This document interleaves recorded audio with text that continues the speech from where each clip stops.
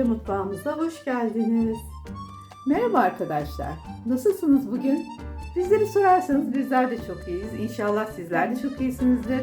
Bugün çok mutluyuz çünkü annemizle mutfağımıza geldi. Annem yanında şu anda. Merhaba. Annem de merhaba diyor size.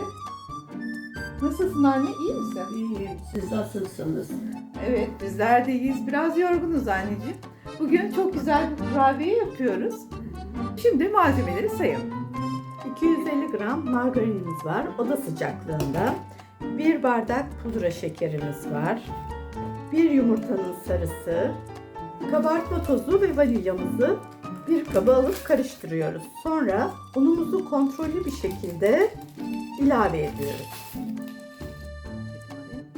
4 bardak da unumuz var arkadaşlar. Hamur elimize yapışmayacak bir kıvamda olmalı arkadaşlar. Unumuzu kontrollü bir şekilde koyuyoruz. Her zaman annem yan odadan bizi dinlerdi. Şimdi bugün biraz sıkılmış. Ben de gel dedim. Bizi şu anda izliyor.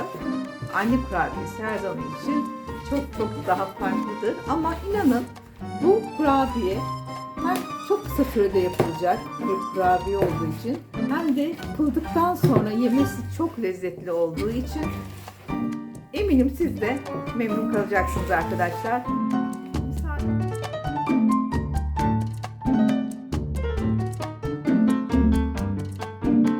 Bu kurabiyeyi ben hatırlıyorum. Annem biz çocukken ilkokuldan eve geldiğimizde çoğunlukla yaptığı bir kurabiyeydi.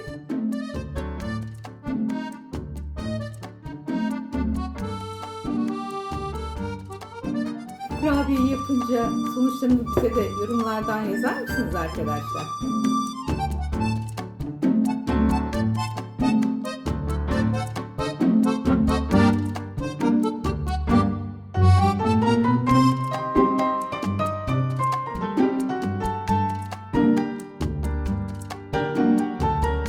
Arkadaşlar hamurumuzun kıvamı böyle olmalı.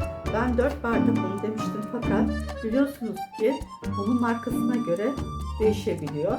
O yüzden kontrollü koydum ve 3,5 bardak benim için yeterli geldi. Ele yapışmayan bir hamur elde ettik. Bu hamurumuzu yumurta beyazına sonra fındık ve şeker karışımına batırıp tepsiye dizeceğiz. Şimdi başlıyoruz arkadaşlar. Yumurta beyazı, fındık ve şeker karışımı.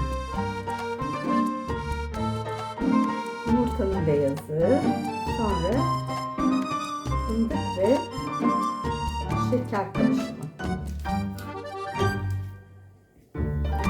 Çok lezzetli bir kurabiye arkadaşlar.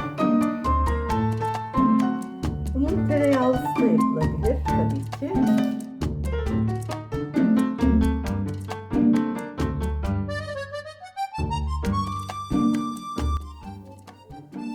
Annem de bekliyor sabırsızlıkla. Bu arada çayın sesini duyabilirsiniz. Fokurdamaya başladı.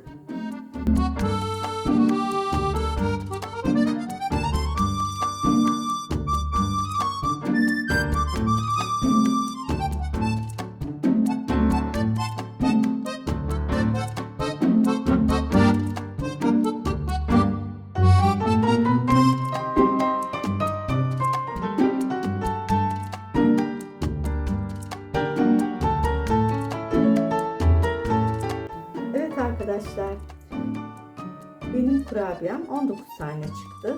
Daha önceleri daha küçük yapıyordum sanırım. 25 tane çıkıyordu ama bu sefer 19 tane çıktı. Şimdi fırına doğru yolculuyoruz. Evet arkadaşlar, kurabiyemiz yeni fırından çıktı. Servise hazır.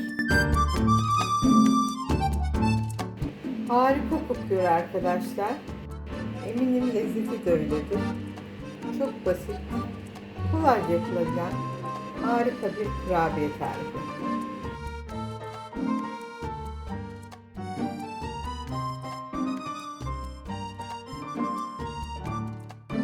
Kurabiyemiz pişti. Altı nar gibi kızardı, üstü pembe. Şimdi tadım aşamasındayız. En sevdiğim an. Evet, bölünce misler gibi kokuyor arkadaşlar. Sizler de sevdiklerinizle, çocuklarınızla, ailenizle severek yersiniz inşallah arkadaşlar. Sağlıkla, mutlulukla kalın. Bizi ve kanalımızı izlediğiniz için teşekkür ederiz. Abone olmayı unutmazsanız seviniriz. Hoşça kalın.